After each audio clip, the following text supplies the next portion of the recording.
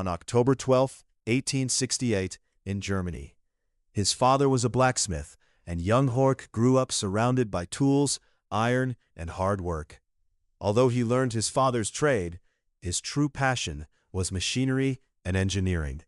Determined to build something greater, Horch studied mechanical engineering before joining Carl Benz, the inventor of the first practical automobile.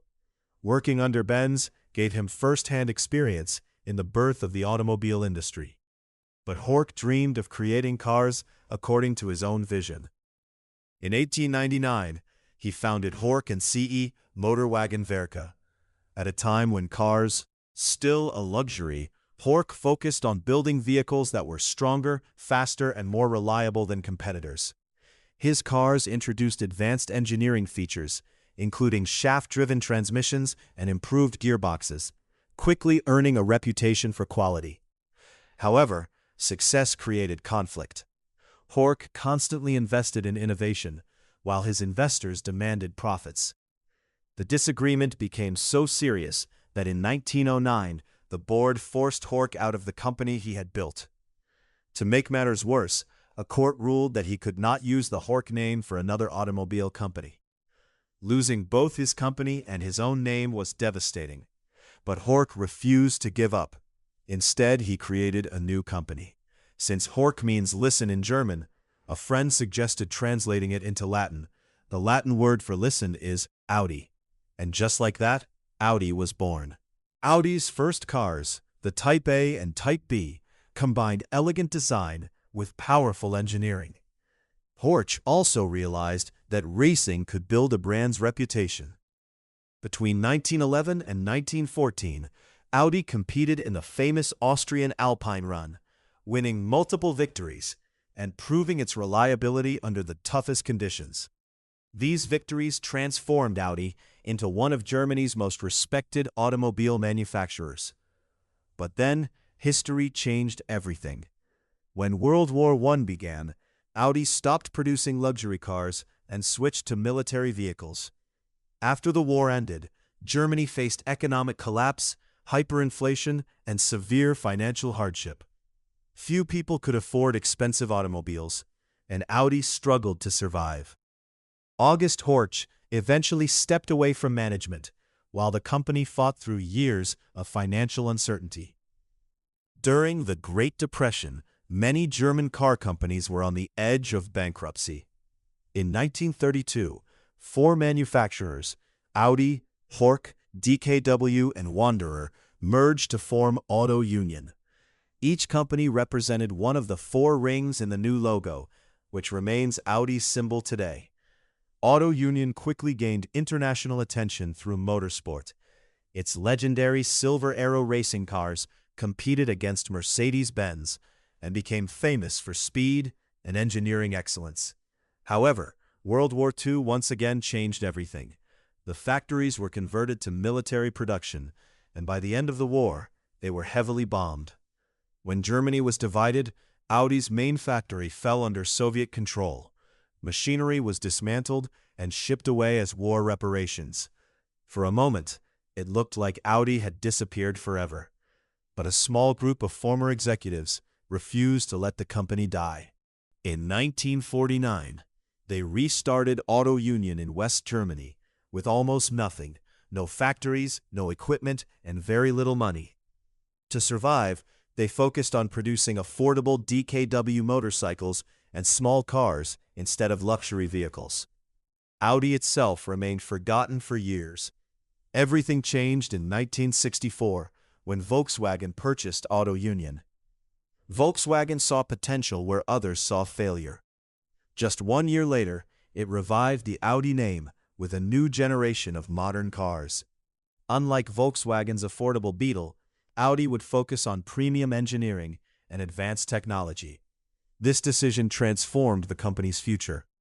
Throughout the 1970s, Audi introduced lighter construction, front-wheel drive, and improved safety features. Then, in 1980, it launched the legendary Audi Quattro. The Quattro changed the automotive world forever. It became the first high-performance sports car with permanent all-wheel drive, and dominated international rally racing. Audi's success on the track proved that innovation could defeat tradition. From that moment, Audi became a serious competitor to Mercedes-Benz and BMW. During the 1990s and 2000s, Audi expanded rapidly. Models like the A4, A6, A8, TT, and the Q-Series SUVs helped the company enter markets around the world. Its famous slogan, Vorsprung durch Technik, meaning progress through technology, perfectly reflected the brand's identity. Audi also invested heavily in lightweight construction, digital technology, electric vehicles, and advanced driver assistance systems. Today, Audi sells millions of vehicles across more than 100 countries and stands among the world's leading luxury automobile brands. What makes Audi's story truly remarkable isn't just its engineering, it's its resilience. The company survived betrayal, economic collapse, 2 world wars, and complete destruction. It lost its factories, its founder, and even its name. Yet every setback became the beginning of a new chapter. August Horch never lived to see Audi become a global success. But his belief that engineering excellence should always come first continues to shape every vehicle carrying the 4-ring logo. Audi's history proves that failure doesn't have to be the end. Sometimes it becomes the foundation of something even greater. From a small workshop in Germany to one of the world's most recognizable luxury brands, Audi's journey remains one of the greatest comeback stories in automotive history. Although August Horch had lost both his company and the legal right to use his own surname, he refused to let his dream die. Only weeks after leaving Horch in CA, he gathered a small group of trusted supporters in Zwickau and began planning a new automobile company. The biggest obstacle wasn't engineering, it was the company's name. German courts had ruled that Horch was now the exclusive trademark of his former business. Using it again would result in legal action. Horch needed a completely new identity, but he also wanted a name that still reflected who he was. The solution came during a discussion at a friend's house. Since the German word Horch means listen, someone suggested translating it into Latin. The Latin word for listen is Audi. It was a brilliant idea. The name preserved Horch's identity while creating a fresh brand with an international sound. In 1909, Audi Automobilwerke GmbH was officially established. The company wasted no time. In 1910, Audi introduced its first production model, the Audi Type A. A year later, it was followed by the Type B. Both cars reflected August Horch's philosophy of combining elegant design with advanced engineering. The vehicles featured powerful 4-cylinder engines, smooth gearboxes, lightweight construction, and impressive reliability for their time. Unlike many competitors, Audi focused on precision rather than mass production. Horch believed that every automobile should demonstrate engineering excellence before anything else. But building great cars alone wasn't enough. To gain public recognition, Audi needed to prove itself under the toughest possible conditions. That opportunity came through motorsport. The end of World War I marked the beginning of one of Germany's darkest economic periods.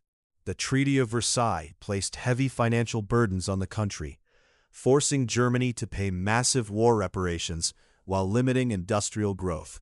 Factories slowed down, unemployment rose, and businesses struggled to survive. For Audi, the situation was devastating. The company had built its reputation on producing premium automobiles, but luxury cars became almost impossible to sell. Most Germans were focused on rebuilding their lives, not purchasing expensive vehicles. Demand collapsed, production slowed, and the future of the company became increasingly uncertain. During this difficult period, August Horch gradually stepped away from the company's management. Although he was no longer involved in daily operations, his contributions to German engineering were widely respected. He was later honored with the title of Honorary Professor of Mechanical Engineering, recognizing his role as one of the pioneers of the automobile industry. But while Horch received recognition, the company he had created continued fighting for its existence. The situation became even worse when the Great Depression struck in 1929. The global economic crisis caused demand for automobiles to collapse once again. Across Germany, smaller manufacturers either went bankrupt or searched desperately for partners. Although August Horch had founded 2 of the 4 companies within Auto Union, he did not return as an executive. Instead, he attended the official signing ceremony as a respected guest of honor. His leadership had ended, but his vision lived on. Auto Union soon gained worldwide attention, not through luxury cars, but through motorsport. During the mid-1930s, the company developed a series of revolutionary racing machines that became known as the Silver Arrows. These cars were unlike anything the world had seen before. Powered by incredibly advanced engines and featuring innovative rear-engine layouts, they competed directly against the mighty Mercedes-Benz racing team. Race after race, the Silver Arrows shattered speed records and dominated European circuits. For many companies, the destruction of World War II would have marked the end. Auto Union had lost its factories, its equipment, and nearly everything it had built over the previous 4 decades. But a small group of determined executives refused to let the company disappear. In 1949, they established a new headquarters in Ingolstadt, West Germany. Starting from almost nothing, they began rebuilding Auto Union from the ground up. Without their original factories or financial resources, survival became their only priority.